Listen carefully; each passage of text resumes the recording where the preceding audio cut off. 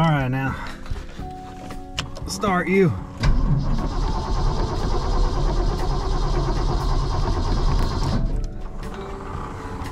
This thing ain't running good.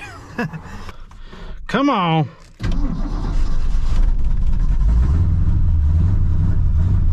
This thing's doing terrible, and I don't have to diagnose anything because I know what's going on. It's the same thing that happens every year. Carburetor's all messed up because I keep putting ethanol gasoline in it. There's a reason I'm doing that, and it ain't a good reason. I'll tell you about it when I get this thing in the shop.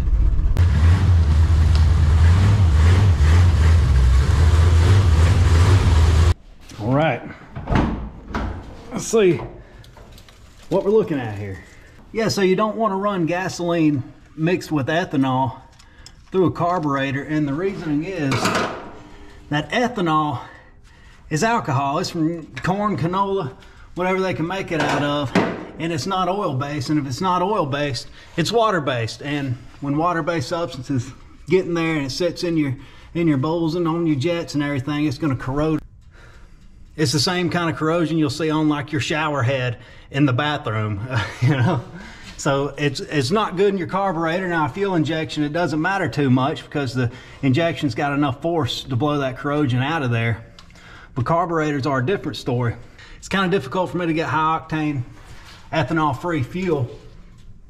So, you know, with high compression engines, it needs more octane to prevent pre-detonation, keeps me from messing up my valve train. I get kind of concerned because I know it's easier for me to clean out the carburetor than it is for me to rebuild an engine. So that's why I do that. I'm gonna stop doing that. I'll put octane booster in ethanol free fuel, or I'll just, I don't know, find the racetrack and fill up. All right, let's go ahead and pull this thing off. We got a 600 CFM Edelbrock carburetor with manual choke. So all we really need to do, pop off the accelerator linkage, pop off the return spring, pop off the fuel line, then we got 4 1/2-inch bolts holding this thing on. Come on, fuel line. Woo! Oh, here's a tip.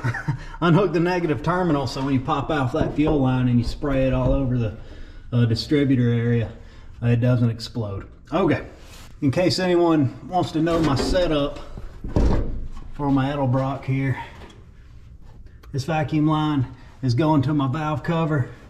This passenger side vacuum line is running all the way to the spark advance on the distributor.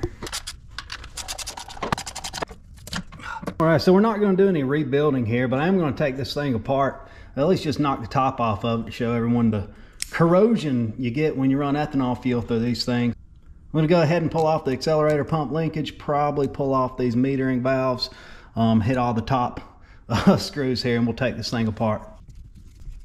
And with that, I'm going to try to gently lift up on here without screwing up my gasket, because if I do, I will be going to the store.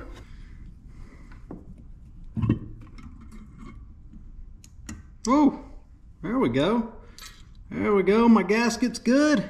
Accelerator pump still looking brand new, but the rubber's not gonna corrode from running bad gas. It's gonna be everything else. So here is the reason we don't run ethanol through a carburetor. It's all this corrosion that builds up. You might even see like a white film on your parts here.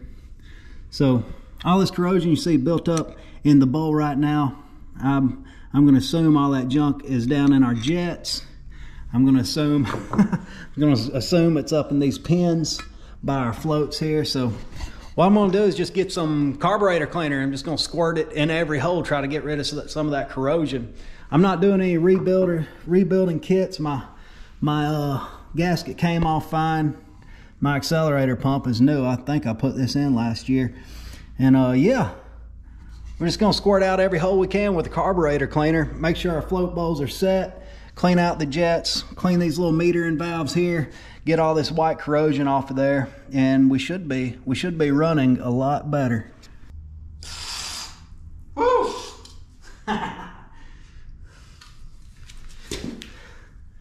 That's what we want, to see that junk. Oh yeah, blowing out every hole. Shooting back at me. All right, let's take off these floats. Take a look at those pins. It's just a little rod in here. There we go.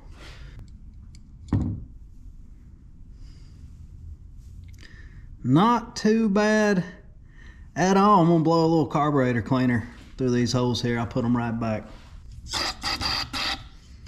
Oh yeah. Whoa, right in my face. Since I have it apart, I'm gonna go ahead and just make sure my float bowls are good. And the way you do that, you just take a 7/16 drill bit, kind of roll it under the float bowl, and it should make contact around where it hits the apex at the end of the bowl. And of course, if you need to make an adjustment, you just bend the little ear here and just do it till you're right. And nothing's got to be, it ain't got to be completely perfect, but that's just kind of how you set the fuel level. And check my other side. This fuel level's a little high on this one.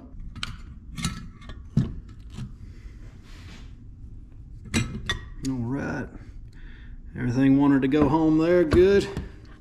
Yeah, I'm not sure how much torque to put on these, but I will say, if it wanted 100 pounds, they had to put a big 3/4 inch bolt on these, so I say just snug.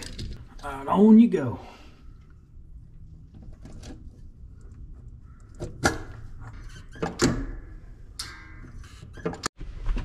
All right, let's see if we can get this thing started.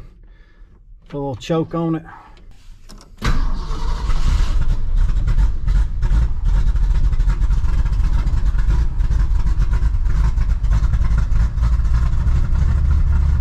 We're idling with the choke on.